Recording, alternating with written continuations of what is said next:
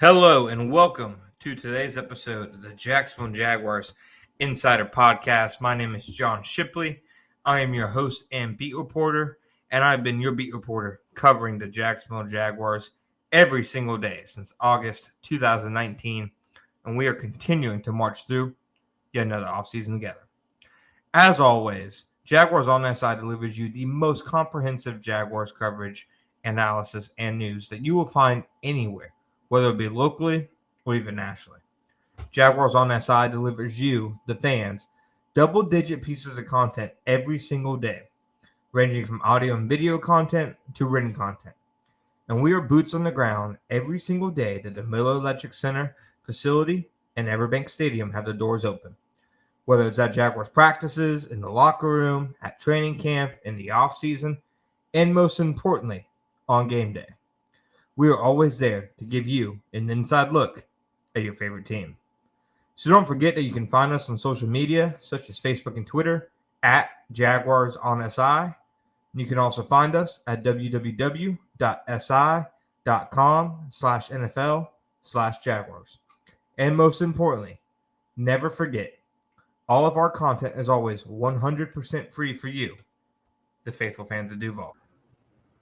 Hello and welcome to today's episode of the Jacksonville Jaguars Insider Podcast. Today, we are winding down. They signed one more free agent, so we have another one after this. We are winding down our look at and our thoughts on each free agent the Jaguars have signed.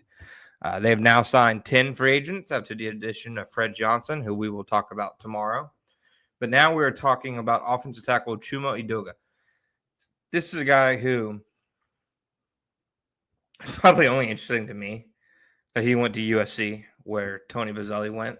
But former third-round pick, for the New York Jets, obviously is somebody who coming into the NFL, they had high hopes for as a potential, answer at the offensive tackle position. He started 8 games for them in 2019, started 4 games in 2020, and in 2021 only appeared in 5 games. Went to the Falcons in 2022, started 1 game, and then has started 10 games in Dallas in the last 2 seasons. He's a guy who, obviously, they signed him to a minor 1-year deal. So it's not like they're putting a lot of resources and investment into him as, said, necessarily a long-term piece. But he's a guy who I think, at the very least, gives you 2 things. One, he gives you some more tackle depth, which, everybody who's listened to the show leading up in the offseason, we were screaming here that they needed depth at literally every single offensive line position. They needed offensive line starters. They always needed that. But what went underlooked is that they needed better backups as well. And last year, their primary backups at offense tackle were Cole Van Lanen and, to a degree, Javon Foster for the games that he was active. So it was very slim pickings at offensive tackle in terms of the depth, specifically once Cam Robinson was traded. I'm not sure, even for as good as a preseason in training camp that Cole Van Lanen had, that people could be comfortable with the Jaguars' offensive tackle depth if Walker Little or Anton Harrison went down. Now, I'm not to say Chuma Edoga is a top-tier swing tackle and they now have the best tackle depth in the NFL. No. But they now at least have a guy who's been around the block, who has started games at both left and right tackle, who can be a serviceable, in my opinion, swing tackle option. Now, when we talk about Fred Johnson tomorrow, we'll see in that discussion. And, of course, we'll see it play out during training camp, who will actually be the swing tackle, etc. But they now have options, which they didn't have before.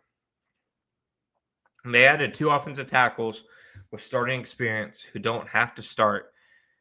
To me, it's a really improved room. And I'm saying that knowing that both of these are 1-year deals to players who, aren't starters or anything like that. But considering what the Jaguars had before,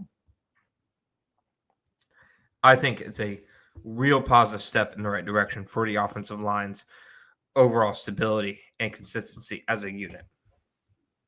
Secondly, and this has been the case with Fred Johnson, this is the case with Patrick McCary,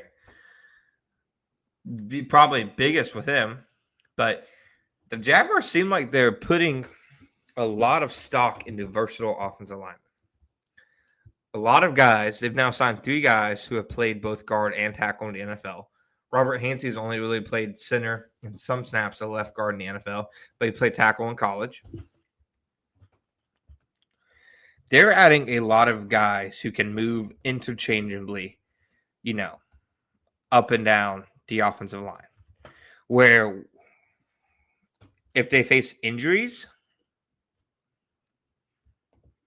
they can now be flexible in how they want to slot guys into those specific spots. I mean, we've seen the Jaguars have entire games doomed because of offensive line injuries in recent years. So they still need to, in my opinion, add interior offensive line depth. But, Edoga is somebody who he has played and started games at guard before. He has the body type for it. So he's played left tackle, he's played right tackle, he's played guard. That's valuable versatility to have. And it really seems like they are honing in on that right now as they move forward with Liam Cohen's scheme, which I think makes a lot of sense. I think the 2 teams who do that the best are Tampa Bay Buccaneers. They're fantastic at drafting college offensive tackles and turning them into interior offensive linemen who can be swing guys. And then the Green Bay Packers, who pretty much all the linemen they draft are college offensive tackles. And if they need to, they move them inside. They have guys who can play guard, guys who can play tackle, guys who can play center. It is, to me, the best way to build an offensive line. And we'll see if the Jaguar strategy, what fruit it bears. But I at least think it's a step in the right direction. Thank you guys for listening to today's episode of the Jacksonville Jaguars Insider Podcast. My name is John Shipley. Back next time.